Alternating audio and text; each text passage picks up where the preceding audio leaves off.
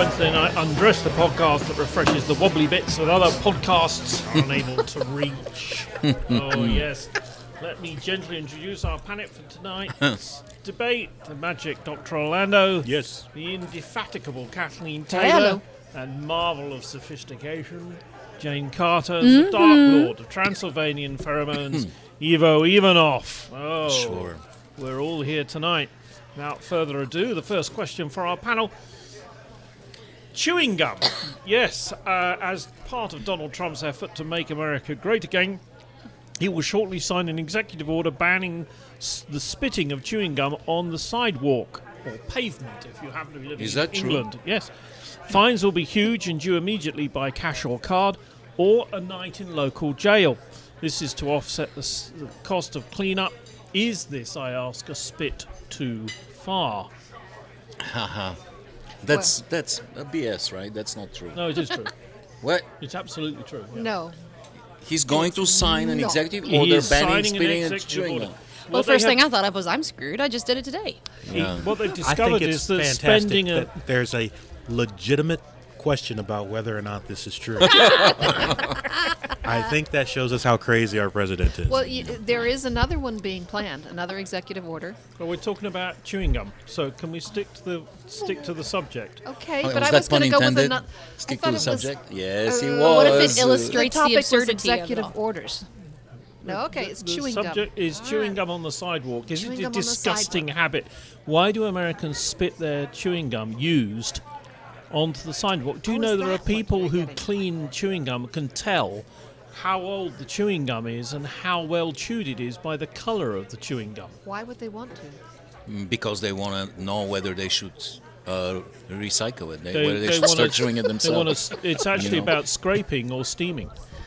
Jeremy, am I to infer from your question that the good people of your home country do not engage in Which spitting is their gum complete on the ground? bullshit because I see it all Don't be over ridiculous. We don't do chewing gum.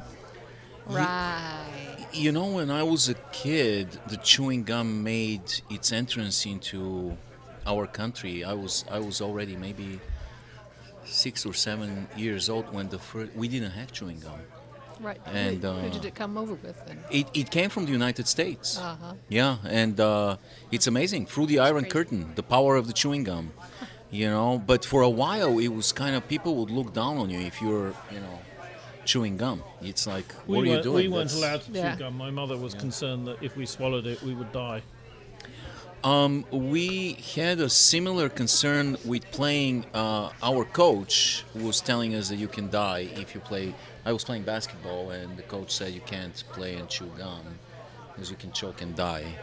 I don't know. I'm pretty sure other countries also spit their gum on the sidewalks, and Well, in You know. fact, they did have to issue a law in Japan making it a crime that it was immediately punishable by fine or imprisonment because the Or gum, death. the Right. gum spitting on the sidewalk habit got so bad that people were just having gum stick to their shoes on their way to work and things And- like that. and well, also- shouldn't we all clarify, though? Nobody ever really spits it on the sidewalk, right? I mean, because if you're walking along, if I spit my gum out, it's in the grass or in the cedar chips or some place where nobody's going to Well, step you're on it. civilized, but I have definitely seen gum on the sidewalk. Actually, one of my most fun YouTube videos to watch is like a sort of mini document. It's only like 5 or 6 minutes long, but it's about one of the guys that goes, through New York, cleaning the gum off the sidewalks.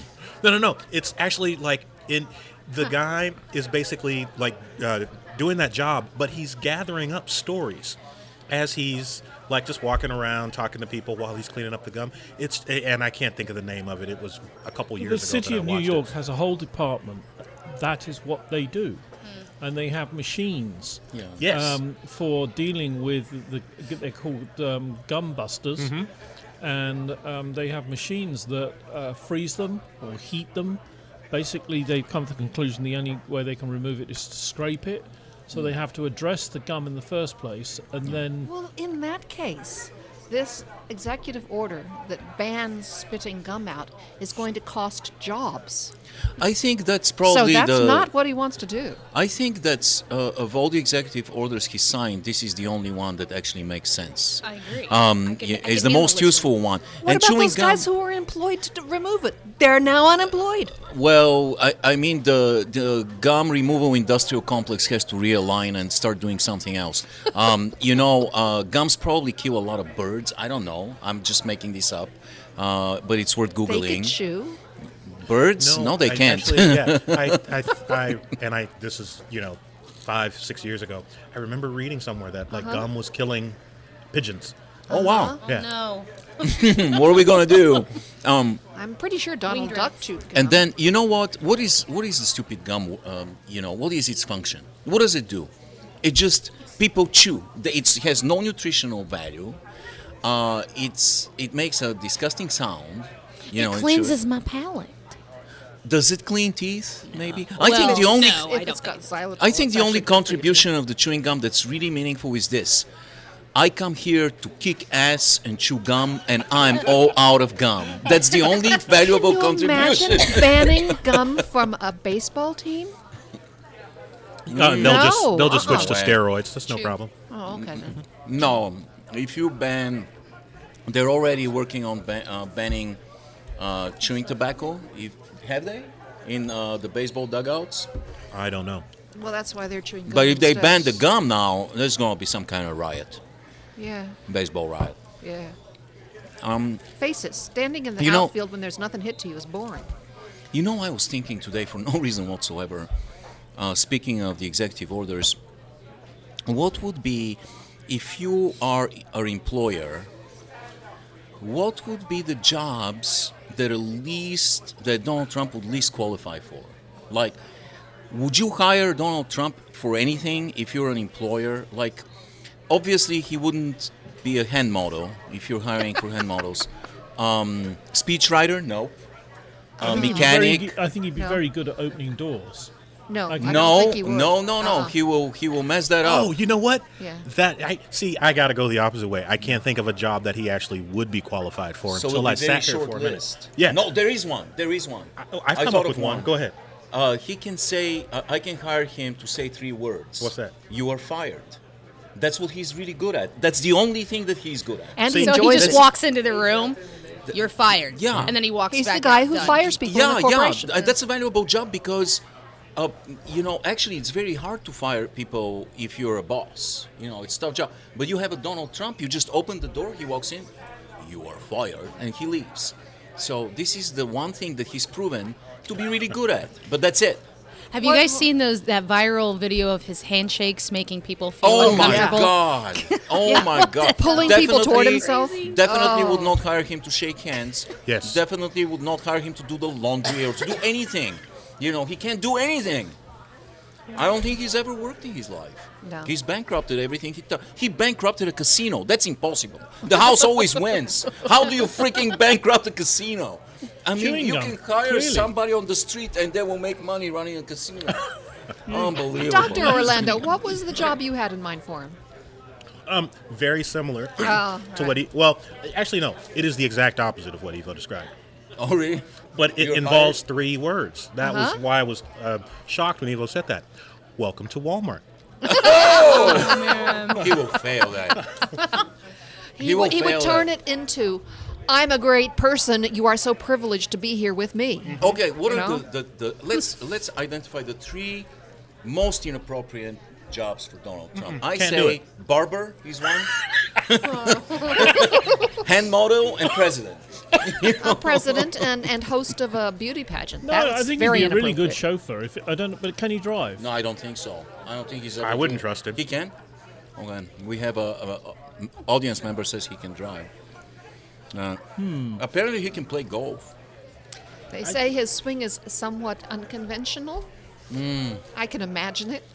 Usually, I'd when rather they you talk about didn't imagine Donald Trump's Usually- swing. Usually, when you do something, if you play basketball, if you're playing basketball or you play golf or anything else, if they say well, his game is kind of unconventional. That's really a polite way to say you suck. Yeah, You're no, horrible. I think he probably depends on willing caddies to help out a little here and there. Yeah. Seriously, Evo, I can't think of a job, that he would be more inappropriate for than president. So, Yeah, Oh. just starting there, I don't know that I could find two others. You know, I was also thinking, if we were looking around, do you think, guys, I want you to think right now, really, really hard, listeners too. Think of somebody that you know in your life, and we've met a lot of awful people, that is a bigger douchebag than Donald J. Trump. I can't think of anyone that's a bigger douchebag. So we have over 300 million people Oh, I can. in the country. Kellyanne? Maybe the only reason you can't think of one is because worse than Trump. when you find one, you don't sit around them. You're not forced to be with them every day. That's a good Maybe point. that's why. Bigger douchebag. Because I know than, some pretty big douchebags, but I'm not forced to listen to their shit every day. Yeah, but man, like this. I was though? for a while. Oh, okay. Yeah, I can think of a bigger douchebag. I can't. Well, maybe you. Yeah. Well, I can't. I worked really hard. Maybe if we go into the prison system and look for, some really awful criminal can fight somebody, but we really, it seems like No, we but- worked really hard to find the worst person in the country to be our president. It's amazing. Or a teacher. Can you imagine him as a teacher? Obama would be a great teacher. Right. Imagine Obama was Trump. a great teacher. Yes. It's just, ugh. Anyway. Well, so we're not really concerned about chewing gum on the pavements then. No, most of us don't have that. All right, let's try another. See what Okay. you think about this one. If space travel was commercially available and a similar cost to, say, an expensive cruise, but safety could not be guaranteed for obvious reasons, would you give it a go? So I got a question before we actually discuss your question. We finished with Is the chewing safety gum. guaranteed on a plane or a train or a boat right now? Well, I think we assume that getting on an aeroplane is safe, right? But getting on the end of a Roman candle and someone setting fire to the bottom of it may not be quite as safe. Isn't that more or less exactly what happens when you get on a plane or a train or a car? Okay, so what's So the your job? answer is yes. You would go, would you? Oh, I'd go without a moment's hesitation. This was a non-question for me. Like, if space travel was possible, would I go? Absolutely. I wouldn't. I have a pretty good imagination, and I'm awed by the concept of space and seeing Earth out there. And I think I can be just as awed by imagining it as by being there. I will bring you pictures back. Okay. I think that it would. I would just wait. I would wait it out because the older I get, maybe I really would. But I'm kind of with you on this. I think it would be fascinating to go, but at the same time, I'm not chomping at the bit to do it. Yeah. Now, remember when all of these, multi-billion-dollar people were going into space and stuff, and I was like, Tito and Lance Bass Then they signed didn't up. come back, did they? A Len- lot of them. Lance Bass signed up for it. I was thinking about what Lewis said, that he would go immediately, and my impulse is, yeah, I want to do it. At the same time, I know what the hell is happening up there, because we're not built for space travel. We are the human being. Our physiology is not meant for the harsh environment of space. First of all, the radiation. That's the most important. That's the most dangerous thing, because, like, they're talking about going to Mars, right? Elon Musk wants to send people to Mars. Well, we have the magnetic field, right? This protecting us from 99.9 of the solar and cosmic radiation. Once we leave 300 kilometers, once we are up 300 kilometers where the International Space Station is, you're bombarded by ionizing particles. Basically, this stuff goes through your body. This is ejected from the sun and from deep space, even from beyond our solar system. Goes through your body and destroys your DNA, your very DNA. So, the price you pay is enormous. On Earth, in 1 year, 1 calendar year, we get, I think, 3 milliradons per year. In space, for 6 months, you get 100. Travel to Mars, I think what I saw was something like 700. In your entire life, you're supposed to get no more than 1,000, or you start developing horrible diseases and die. Then you have the vacuum, the oxygen situation, and then you know what? We are so much of us is water that, like the astronauts that have been in space for a long time, they report some bizarre things because the lack of gravity messes up with all the liquids in your body, with your eyes. It destroys your So eyes. you're a no on this. I think I'm a no, and also I keep thinking about Challenger and Columbia. To exit right now, it's not safe yet. To exit Earth, you have to go like something like 20,000 kilometers an hour to Mach 3, right? To escape the gravitational pull. That's incredibly dangerous. As we saw, some minute thing can go catastrophic, and the Challenger burned alive and died. When Columbia was entering orbit is so complicated. People think that just the shuttle just lands. No. If you do this, you're going to burn alive. They have to slowly go under a certain angle and slowly circle the Earth, slowly reduce the trajectory until you get. Otherwise, the friction is going to burn you alive. That's how the Columbia crew died, because they had a small fracture in the thermal shell, but it's extremely dangerous. Right now, it's extremely dangerous, and I only have one life. God damn it! So the views would be fantastic, but I don't know if I'm willing to pay the price. Lance Bass from is it from? Was he NSYNC? from NSYNC? Yeah. He wanted to go in space. I heard he was from NSYNC. I never followed that group. So He I wanted to don't know. pay like something like $100,000 to fly into space, and I'm thinking, you know what? That could be a good idea, because he goes lands base in space, then he gets ionizing radiation, comes back as Jimmy Page. You never know. He can mutate, come back as somebody actually valuable. Would you go, Jeremy? I would not. No, I mean it doesn't. I'm quite happy here, particularly if I'm allowed to go back to England every now and then. Just getting into the top of the rocket See, would what probably if be you- higher. I'm told For that- some than- reason, this all wanna reminds go? me of Bulgaria.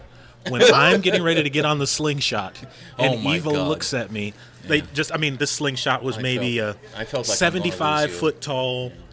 Just a slingshot ride. It's the thing that's got the big rubber bands on Okay. the T, and they ratchet you down, and then they shoot you up. And I see this, and I'm just like, I have to do this. This is not even a question of whether or not I should do it. I have to do this. Okay. And so they're ratcheting me down, and Evo looks at me like maybe 3 seconds before I am ejected, and he says, "Lewis, you know that we don't have those same kind of safety laws." Regulations. He became a tiny dot. They shot him with this thing, and he just suddenly turned into this tiny dot in the sky, and was just kept disappearing. I'm like, holy mother of God! And then They shot him into I'm space. not familiar with this. It's literally Oh my God. a slingshot, like Yes, the slingshot you have but on your were hand. you- But this is 75 feet tall, and there's literal rubber so how cables. do you land?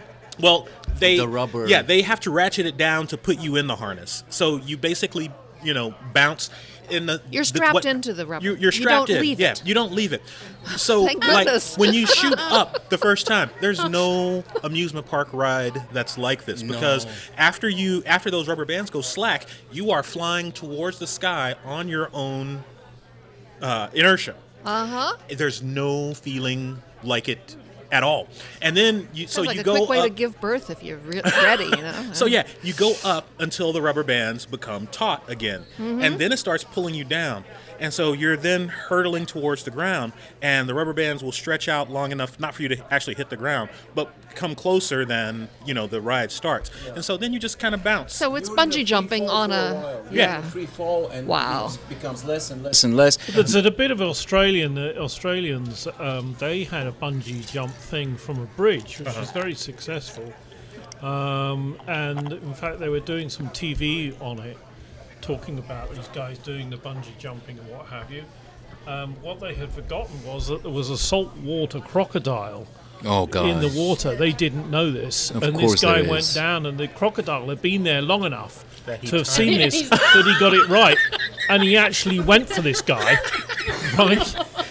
And he got him, and the commentator said that had to hurt. Oh come on! See, I think That that's. wasn't an ad. See, I Or think maybe it was a this beer is ad. the- I don't I think this is the difference, though. Like, I am all about the experience, and I completely agree with everything that Evo said about the dangers and the troubles. But holy fuck, that would be space. Like, how could I not do that if given the opportunity? True. Yeah, I have yeah. to. For me, these sort of things. I've driven a racing car very fast, But that's not space. but I think it's He looked probably very for insulted some, there, I didn't think he? for some people it's like riding a motorbike. Yeah. If you're driving a car that will do pushing 200 miles an hour, How can you not do and that? the only reason that you're not doing it is because you choose not to.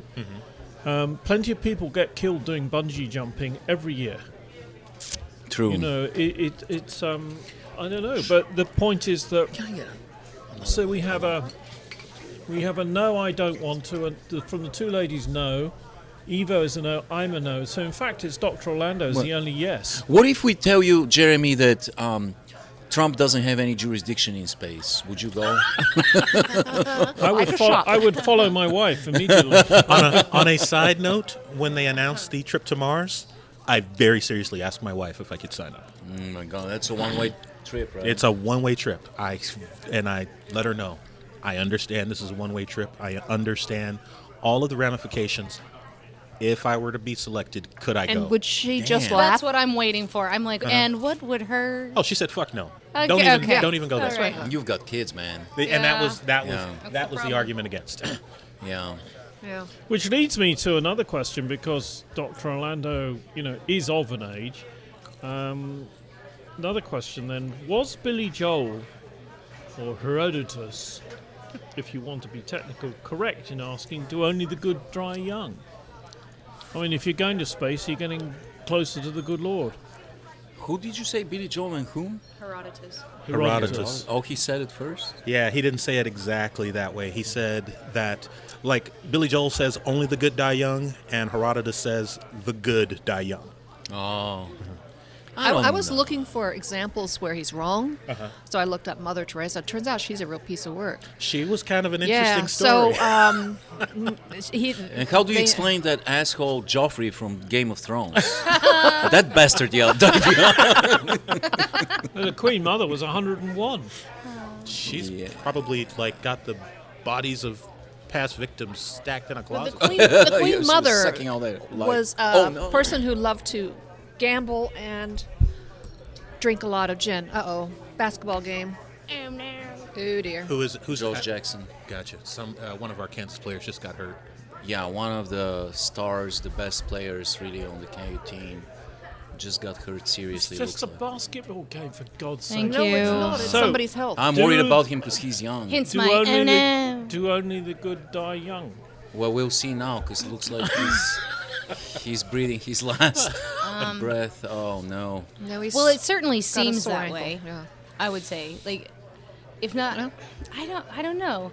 Maybe it's just the illusion because So whenever I think about this, I think about, and it's very interesting because I don't know that these two questions were meant to go together, but for me, they're inextricable. Like, if you measure your life on the quality of your experience, then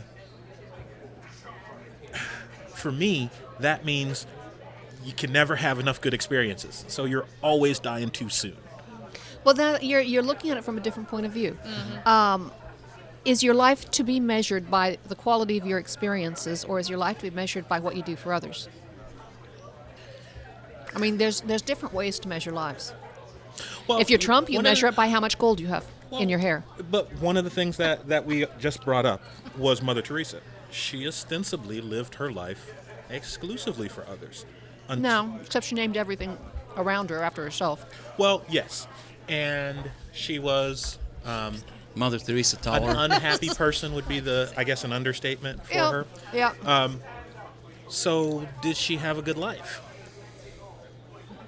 But I don't think know. there's a point about what you achieved. There was the lady, the nun who started Etwin, the broadcasting operation. Uh-huh.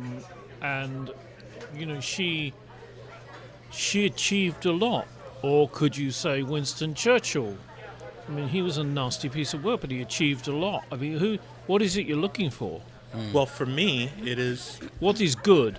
How do you define good? I think that's. Is it a film star, who dies too young? Or delicious. Well, I would almost immediately disqualify film stars, but I would say artists would fit the bill a little bit closer. Which then, when I think artists, I automatically go to music, and I think about that 27 Club. You've got Janis Joplin, Kurt Cobain, yeah, Jim Morrison, Jimi Hendrix, yeah. Janis So- Joplin. Well, there's a heck of a lot of people I would classify as really, really good, saintly people who have nobody knows their names. They're grannies who raise 3 or 4 generations of their own family members. It's just It's just a saying, and you know what? Have you thought about this? We are kind of nicer people when we are young. Everybody's more idealistic. It's not the grumpy old man, it doesn't just come from nowhere. We just get a little more grumpy, Cantankerous, a little yeah. more pragmatic, a little more you're saying materialistic. teenagers are nicer than... Have you talked to a teenager lately? Maybe not teenagers, but maybe people in their 20s are typically very, very kind and nice and very idealistic. And when somebody Idealistic, dies, I can agree Okay. with. yeah, and when somebody dies young, dies at this age, it's really tough. It is. Yeah, and But they and haven't also. had a chance to screw up yet. And so yes, you haven't changed, and so they're gone, and you're saying, "Oh man, that's a good person," and he's gone too early, and he was so nice. The good ones die young. The older we get, the less likable we become. Whether we want to admit it or not, and maybe that's where this comes from. Maybe. I don't know. Yeah. There is Okay, that. so I've got another completely off the what we're talking about topic, but it kind of relates because we're talking about specifically music and specifically like unlikable people. Okay. Have you guys heard? I'm assuming most of you have heard of Misophonia. Do you know what this is? Yeah. I have heard of it vaguely. It's something Jar Jar Banks. It's Jar when Jar. you scratch on paper. Yeah. Is that it? Well, Jar Jar misophonia. Banks. No, okay. She so does that, doesn't she? Misophonia Jar Jar- is this Misa- new. No. Misophonia is a new disease or condition. They haven't. It's not in the DSM or the ICD-10s yet, but there are clinics that have been introduced to treat it. Misophonia is the physical repulsion violation to certain sounds. So, for instance, I think Evo said earlier in the show something about the sound of people eating with their mouth open or something like that. And so, like, that's an annoying sound, but apparently for some people, the sound causes feelings of anxiety and irrational rage. And so there are tons of different sounds that cause different things in different people. And they've been trying to get this in the DSM or in the ICD-9 or now 10 for years, like since 2000. Simultaneously, there's the opposite condition. It's called ASMR, and that's autonomic sensory medial response. And that's where... Meridian. Or meridian. That's where you get a good Do you sensation. mean autonomous sensory meridian response? That's exactly what I mean. Thank you for straightening that out for me. saying it Jeremy. with a British accent, You are too. so on point today. So this is where, and I liken it to goosebumps, but it's basically a physical reaction to certain sounds, and it's weird stuff. There's a podcast Evo and I listen to called Preston and Steve, and the host of the podcast has been diagnosed with ASMR. And so he will listen to things like zippers. He just sits and listens to zippers. And he says it calms him. Some people say they have it has a calming effect. Some people say it has the one definition that I looked up says that it causes a tingling sensation along the spine, but that's not how everybody defines it. Is it like squeezing zits? The satisfaction one gets from Okay, squeezing he said zits. zits, right? No. The biggest, Yes. the best example is the bubble wrap that you Yes. pop. But it's Yeah, this also has a tactile. I was Right. gonna say, does it And have a it- tactile thing too with the zippers? Right. Like, Well, with see, and that's the thing. Like, there are some things that, like, as I'm hearing about these, I'm going through my head thinking about certain sounds that just change my mindset. That, like, you wouldn't necessarily consider to be a pleasant or an unpleasant sound, like the sound of rubbing the edges of two quarters together. I love that. I absolutely love that. And I But don't. the smell You are so easy on to your entertain. fingers afterwards. No, that metallic, nasty smell of holding money. No, it I doesn't do bother me at like all. listening. I find listening, and I actually have it on my laptop, listening to waves crashing on a beach. Well, everybody or rain falling. Yeah, that's. Yeah, I mean, no, that's I don't white like rain. noise. No, I Most hate people have rain. a- Rain's most a people- pain. No, I don't like rain. No. Do you You're British. dislike What do you mean rain, you don't or like do rain? That's ridiculous. Do you dislike rain or do you hate rain? I hate two hates, one underlining, drips. Okay, so I Dripping think rain. That this might be might be an instance of misophonia. I need some more clarification on the misophonia. So Sure. all I hear is miso horny every time I hear that. That's so Jar Jar miso- Binks. Misophonia. Miso honey. It's a whole range of them. That's Miso not coming, a- miso. Pat Oh, him. sorry. So, okay, you said that sometimes it actually incites uncontrollable rage or something like this, right? I don't know, because I can totally get that, but I don't know if it's Tell me what the sound uncontrollable. is. Okay, it's when somebody is dragging a cardboard box across a cement floor and there's gravelly things underneath it. Immediately I start Same sort of thing as screaming fingers and on a putting my blackboard, fingers right? in my ears. But that's the misophonic experience. Yeah. That's no, the opposite. Yeah. No. But see, this is kind of the thing that I was questioning. Like, I know that there are certain sounds that without explanation bring me maybe not necessarily joy, but happiness. And I know that there are certain sounds that maybe piss me off to an unreasonable level. And I was just curious: am I the only one that of the panel that deals with this? And B, are there just things that everybody gets pissed off I think or gets happy about? most of these have got to be learned reactions. You don't get a 1-year-old who reacts badly to boxes being dragged across the floor. Not so much. But there are some, I mean, fingers on a blackboard, that gets everybody. So some bother things. me at all. So scrapey. Oh, all right. What about normal snoring? people? What about snoring? Snoring doesn't bother me at all. I can't deal with it. Only if you're trying to sleep. I can't think of sounds, but I am the tactile person. I get joy from touching things. So, and don't take it there. I knew you were going to take it there. Cat, of course you are. Of course you are. No, he didn't. We're in a bar. He's already there. He's not taking anymore. Popping the bubble wrap is like universally liked because you're fighting against a little bit of pressure Just a there, little bit, yeah. and just defeating the pressure And and, then the pop. sound is so. There's something really. Somebody needs to write a dissertation on this. I'm sure somebody already has. But I went back and I was being almost serious about squeezing zits. There's a lady called Dr. Pimple Popper, right? Oh, my who's favorite Dr. Seuss book. Is this on the internet? Yeah, Oh, but right. she's for real.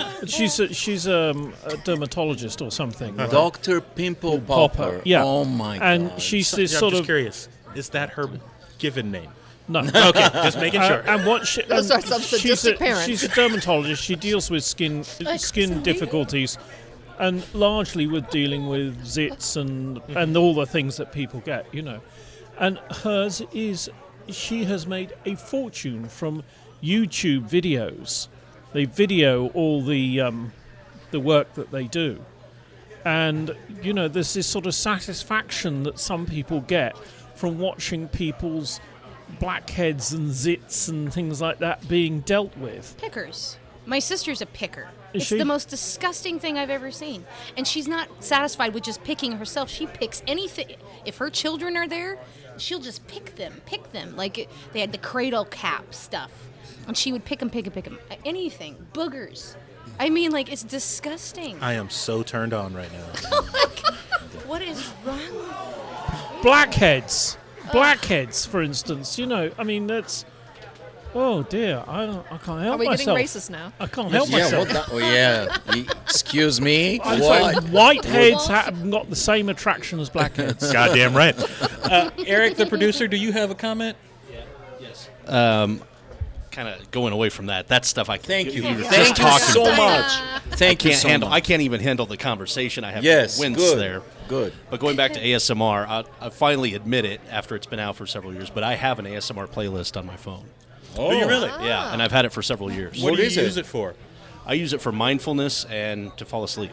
So what is your favorite? What's the compilation? The ASMR compilation. These are kind of what they call binaural microphones, to where they are two channels, and you put one in each ear, your earbuds, Yeah. and it simulates sounds like the rain, but also like a massage on your head. Yeah. And so it simulates it audio. You don't even have to look at it. Yeah. And you get that goosebump sensation. And at Yeah. first I thought it's kind of like when you were kids and they crack the egg on your head kind of thing. Oh, You yeah. get that. I wonder if effect. you, What the fuck are you people talking about? You never had that happen. It's a pretend egg, and you just make them believe it, and then they can sort of feel this stuff running down, even though Yeah. there's just nothing there. So it's the simulation, I think, Yeah. that's triggering it. And I've I'll actually crack looked the egg into on it. you soon, Liz. yes. Some people think that those tingles are even almost small strokes, so we don't even know if we're doing harm or good. Well, I with wonder these how ASMR much of triggers. hypnosis is based on ASMR. That could be. You know. And I will say one other thing, and I'll give the mic back. But a lot of the videos I have are British. It is very big in Europe. It's kind of catching on in America, but it still has a stigma of kind of being a little too Frou-frou? or weird. Well, Because we you're did a not. Well, there's no thing, beer Eric, involved. which you produced at the show we did. I remember we did a thing about smell. There are certain smells. I think that the smell of burning leaves, a bonfire in yes. autumn, wasn't it? Trigger. Cut grass was another one. There were others. Those are the two that got new moon, hay. Even a rainy, grass, yeah, whatever, the rainy approach smell. of rain triggers emotions. For me, I love the smell of diesel. I'm thinking a new candle Diesel? scent here. Diesel, I yeah. have Are you this whole kidding me? thing. I Scented am not candles. even kidding you, by the way. Are you kidding me? Yeah, diesel. And the other thing I like is high octane fuel. But I mean with a motor going. Did you guys know that white people smell like wet dogs to African Americans? Oh. Yep. We smell like wet. You know the smell of a When wet you're wet. dog? When we're wet. Or outside, and you come Yeah. inside from the hot. Yeah, I smell it. Everybody smells like wet dogs when they come in. I hate summertime because of that. I think not everybody. I think it's like black people smell white people differently. And Is yeah, that right? I do, and I also smell black people differently than I do white people. I think that when our hair gets wet, it releases a particular odor, and I think that odor is shaped by the type of hair, and because our hairs are different, So I think that makes a difference. So the amount of melanin we produce probably affects the way we smell. I'm not sure That's it. Maybe hormones. Might be just I don't know. Yeah, I'm hair not sure quality or that something. that hair is a function of melanin. Is I guess. Oh, yeah. I think it's actually. I think it is an actual different shape of the structure of the hair that makes our hair different textures. Interesting. Yeah. You never know where the Jeremy's questions will take the conversation. So bizarre. I mean, things though that are gross, like farts, are gross. Well, yeah, but that makes sense. The stuff that smells bad will smell bad. I mean, that's why you always have to have a zip lighter, don't you? A big lighter or a I zip think, lighter. but I think Because you need to set fire to I it. think the topic Jesus. was things that kind of odd things. unexpectedly smell good or bad. Yeah. You know, I think that's what we were, or not necessarily smell. Why did we Noise, talk about it was smell? noise. Well, noise, yeah. it was. I mean, we started Just going talking through the about senses. noises, but then we sort of branched out into the whole sensory realm. Can I ask another question? We're just talking about senses. Sure. I Wait often, a minute. I didn't take a poll. Can Jeremy ask a question? No. Sorry. Not cute. Sorry. No, you've let's been- go. Let's go. Let's Do any of the panel think that we as human beings have another sense Well, Yes. that we don't? telepathy. Acknowledge, yes. Yeah. There is a list that I just came across a few months ago that listed, I want to say, 13 senses. No, the sixth one is the ability to see dead people. Yes. I know that for sure. Like the one that, for some reason, just the word stood out on the list. Prioperception, the ability to tell when somebody is standing near you. Oh, when they're prying. Yeah. But there's like a ton of senses that are like that. The ability to know that someone is looking at you. There's Ooh, Totally, that's I true. totally have all these. the yes. sense Yeah. of the passage of time. Those are like there were in this list. There were easily 10 senses and maybe 13, and we think of the The sense of the five. passage of time. That's one that makes a lot of sense, so to speak, because, that's a sense, isn't it? Yeah. Being Yeah. able to count time. Yeah. Well, it puts weight. When you're not able to count time, you are aware of it. So if you're drugged and can't Wake up in lose a track- dark basement, you know that your time is totally screwed I'm up, and you're really, trying to really make concerned up for it. Yeah. with your Yeah. fervor in talking about waking up in a dark It's basement. super. She yeah. hasn't done it very I often. like There's those a- kind of yeah. movies, okay? There's a lot of supernatural senses. For example, right now, I'm experiencing a supernatural sense that in about 30 minutes we'll participate in a horrible trivia game. Yeah. You know, it's I don't know You where can this is foretell coming the from. It's like future. it's in the air somehow. All right. I got one more question. And just so that you guys know, Tom, the owner of the bar, hosts a trivia show every Wednesday. We're It is messing with Tom. Why we are here. He is the founder of the feast. And I just want to say, I think it's damn decent of him to swept up all the old steak fries. That's true. It was getting tiresome walking Yeah. on all those things. So, anyway, this was a question that I asked Jeremy if I could ask, because we have an author that is about to go into the Library of Congress. He's a best-selling author in all of Europe, No, just one. one country, his home country, Bulgaria. Ivo, I am very impressed with the writing skill, and I know that you are a writer, and I know that Jeremy you've written plays. Oh yeah, Yeah. incredible place. So I am curious And to lectures. know how it is that you guys started writing, and why do you write? Jeremy? Why? Why? Yeah. I knew this question was coming. Right. And so 'Cause I told you I wanted to ask this question. Yeah, I've been thinking about it in the car and around. What is easy to answer? Right. The why, not so easy. I think it's a need to tell a story. As a storyteller, I think, and I think that when I talk to other people, I find a lot of people have, what's the book you want to write, but they don't have the self-confidence to actually believe that they can do it. And so if one, for instance, with broadcasting, one has to believe that one is good enough that people want to listen to the broadcast. Right. Thus, in my case, where I write scripts, basically, I have to believe that it is good enough that people will want to listen to it. And not to listen to the people who say, well, you've got the words the wrong way around, or you haven't spelt that right, or, that wouldn't happen like that. You've got to be able to go across it. But that's more what?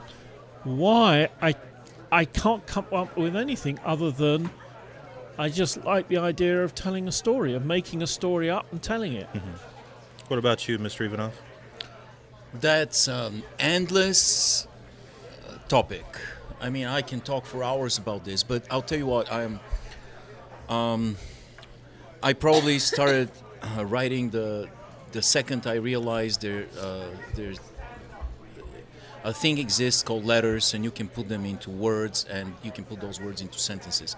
And then I discovered that using those letters, words, and sentences, you can build incredible worlds and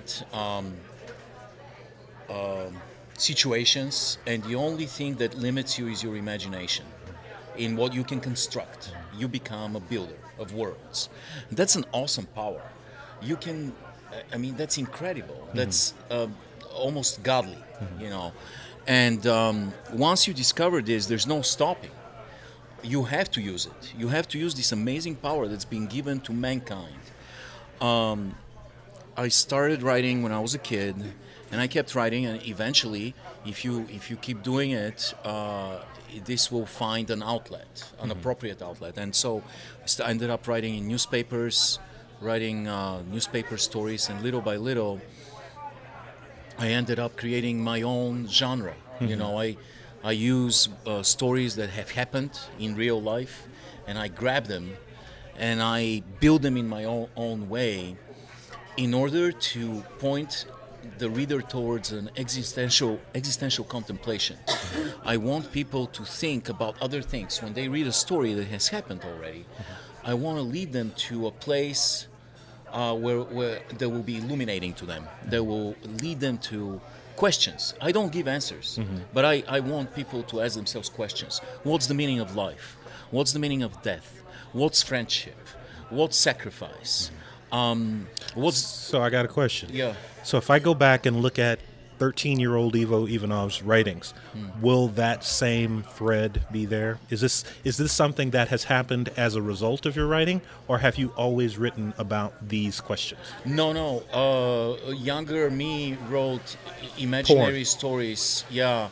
When I was like 10 years old, I wrote an entire novel about a turtle named Radoslav, and that turtle, that was the main character, and everybody else was all the other characters were conductors in the public transportation. I know it makes no sense right now, Do but you still have that? I have it somewhere. It's You need really to get it bizarre. published. Yeah, it actually the story had a reason, but it's a long story. Anyway, eventually, I mean, I graduated towards the idea that if I use real life stories, I will find an entrance to the readers much easier. Readers relate easier to something that actually has happened in real life. But then I twist this to make them think about more existential things, more important things. Ultimately, though, I tell you what happens. I have a lot of scrambled thoughts in my head. Someone told me once that I have to have a whiteboard, and I have to draw the script. And you probably done this with the plays. I have to draw the characters and connect the movements of the story and the acts. But I can't do that. For some reason, I can't do that. What I do is I have a lot of thoughts, and they find their connective tissue when I run on the treadmill or when I drive. And then I put them together, and everything magically finds its place. That's the only way I can describe it. It's freaking magic. Finds its place perfectly, so it can have a beginning, middle, and an end, and it becomes perfect. And ultimately, I'll tell you this. The real reason I write is not for money or fame or to go in the Library of Congress or anything. The only reason I write is because I want to understand what I'm trying to say. And that helps me do it. It's Organizing interesting your you thoughts. should say that, because I find in talking to some authors, we have some friends, my wife and I, who are New York Times bestseller detective. Well, your wife has authors. friends, let's be honest. All right. Yeah. But they write detective stories. Oh, she's wonderful. And it's interesting because I say to her, well, how do you do it? And she says, I have ideas, and then it's about tying them all together. And she said, and this is a lady she's probably 80 now, writes with her son, who's more my age. That's smart. And she got to a point where she got stuck in a book they were writing, which they've been, they have to have published, and they've times constraints and everything else. And she had a problem. She had to go and have an MRI, and she's in the machine, and it's humming and doing things, and it suddenly came to her. It was the noise of the machine that suddenly gave her. It suddenly gave her an idea. But for me, I find I have to write the story before I can write the script. Yeah. I have to have the whole thing laid out, and people will give me ideas, or I'll see something on the telly, and I'll suddenly make it work. But one of the things that Eva and I have is similar, and we both love doing, we do a radio show together. Yeah. But one thing that is similar is that I like faction. Yes.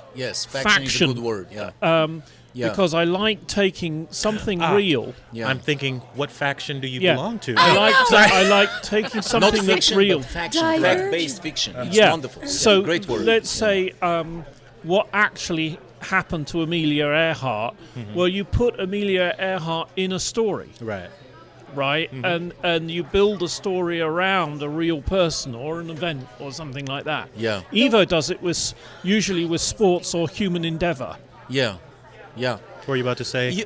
You know what? Yeah. I'm Okay, sorry. the one thing that I want to point out, the one thing that I think is missing from your how and what is that I think that there are just certain people that not only have the talent, but they are going to do it no matter what. It doesn't matter how You don't the have a choice. fostering. Yes, exactly, because I too do this. Always have the story about your turtle. I have done this. I have written so many things. Yeah. Short stories, books. I'm musically inclined. I sing. I draw. I sculpt. I paint. But it was always told to me that, well, but you're not special. Therefore you don't.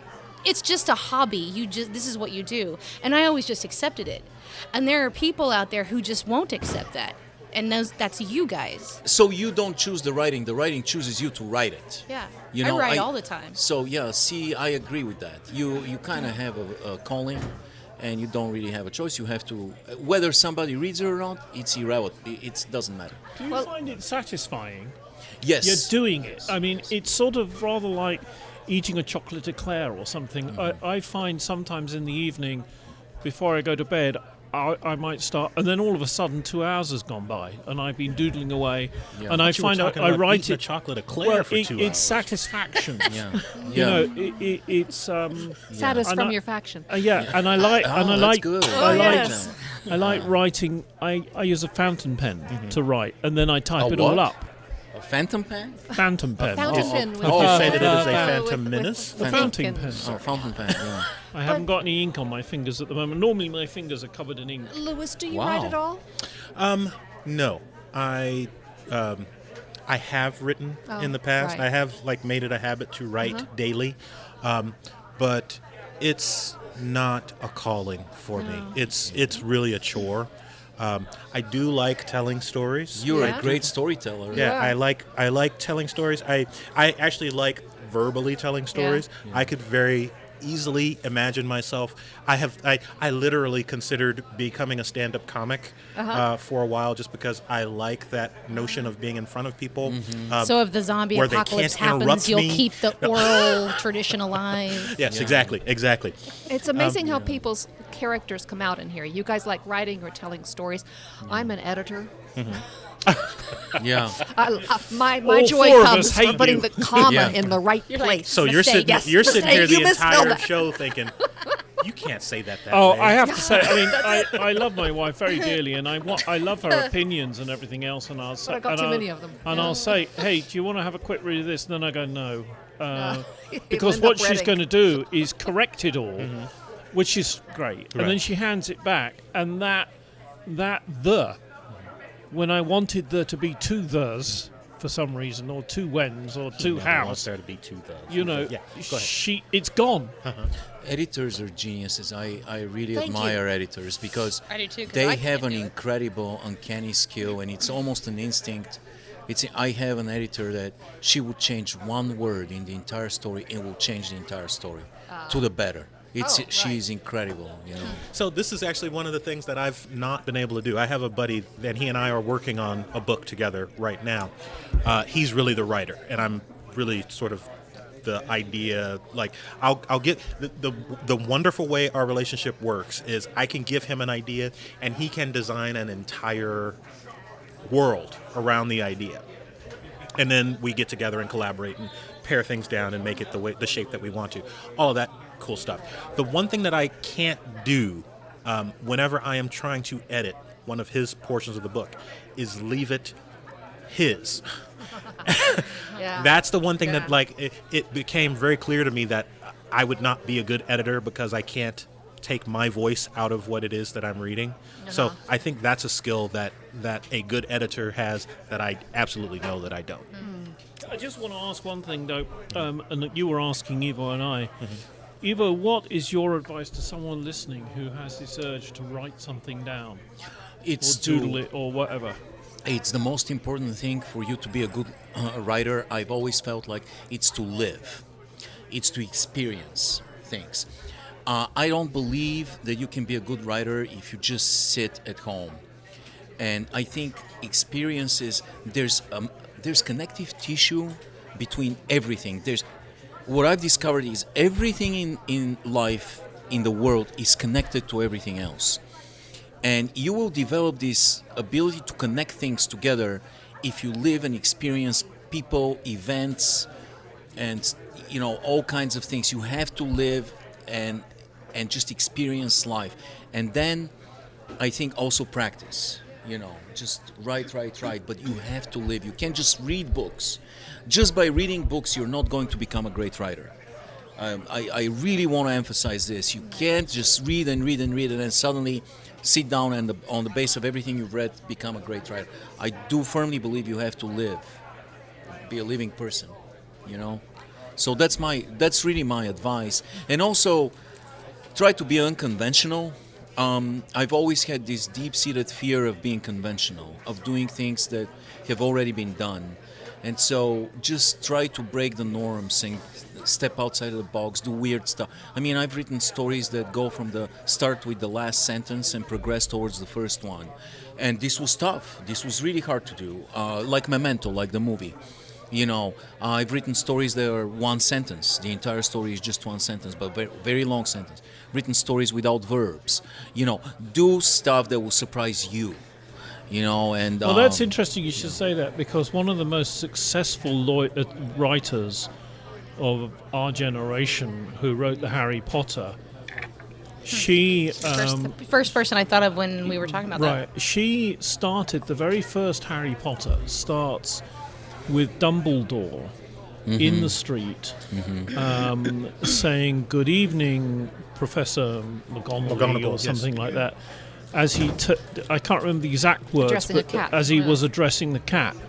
And that sentence is why Harry Potter is so famous, because the girl at Bloomsbury who was taking a lunch break, and she grabbed a manuscript, opened the manuscript, and it was the fact that the Dumbledore, whoever he was, hero or something, decided to say hello to the cat. Yeah. And that's what intrigued her. First sentence is always very important. Yeah. That is the most important thing, is the first sentence. And I always try and think of that. Yeah. That is... that, when I'm writing, is... You guys might be all very creative and amazing, but I am well punctuated.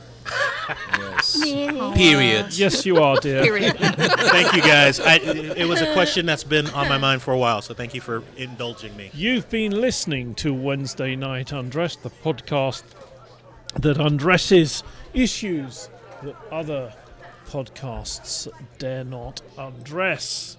You've been listening to the Magic Dr. Orlando, the indefatigable Kathleen Taylor, that marvellous sophistication Jane Carter, and of course the Dark Lord of Transylvanian Pheromones, Ivo Ivanov. My name's Jeremy Taylor. I want to thank our engineer for tonight, Eric the engineer, otherwise known as Eric the Viking. You know I've never been to Transylvania. Oh, what? Now he tells us after 15 years of doing this. Thank you.